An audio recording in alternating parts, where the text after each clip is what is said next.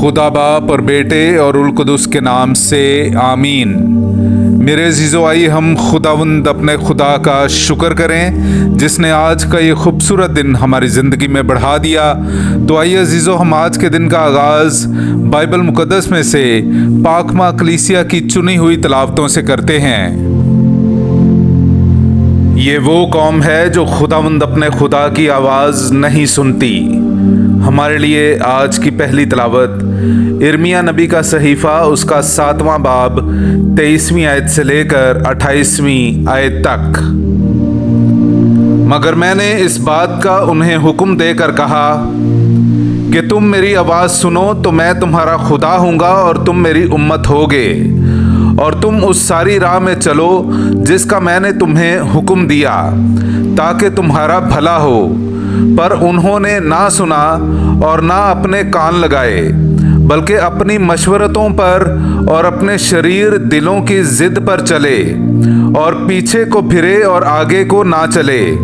जिस दिन से तुम्हारे बाप दादा मुल्क मिस्र से निकले आज के दिन तक मैं तुम्हारे पास अपने बंदों यानी अंबिया को भेजता रहा, यानी हमेशा बर वक्त भेजता रहा, मगर उन्होंने मेरी ना सुनी और ना अपने कान झुकाए, बल्कि अपनी गर्दनें सख्त की और अपने बाप दादा से ज्यादा शरारत की। और तू उनसे ये तमाम बातें कहेगा, पर वो तेरी ना सुनेंगे, और तू उन्हें बुलाएगा मगर वो तुझे जवाब ना देंगे। बस तू उनसे ये कह कि ये वो कौम है जो खुदावंद अपने खुदा की आवाज़ नहीं सुनती और तादीब कबूल नहीं करती। सच्चाई उनसे जाती रही और उनके मुंह से ले ली गई।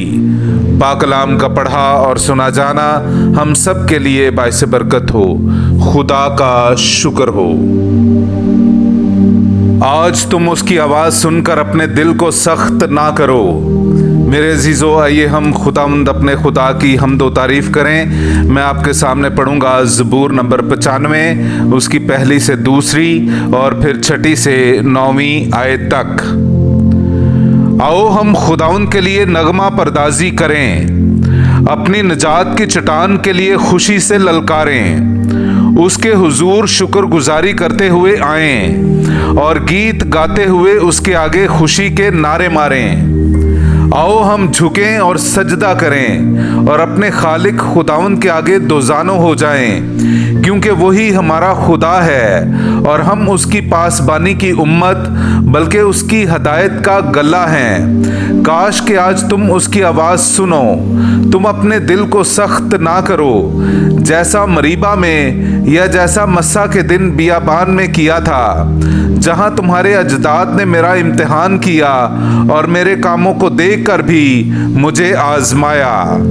पाकलाम का पढ़ा और सुना जाना हम सब के लिए बाइस बरकत हो। खुदा का शुक्र हो। नाराए हम्द। खुदावंद फरमाता है, अपने तमाम गुनाहों को अपने से दूर कर दो और अपने लिए नया दिल और नई रूह पैदा करो। मेरे अजीज़ो, आइए हम आज का इंजीली इक़्तिबास सुनते हैं। इंजील मुक़द्दस बामुताबिक मुक़द्दस लूका, उसका 11वां बाब 14वीं से 23वीं आयत तक। और वो एक बदरू को निकाल रहा था जो गूंगी थी, और जब बदरू निकली तो यूं हुआ कि वो गूंगा बोला और हजूम मुताज्जब हुआ।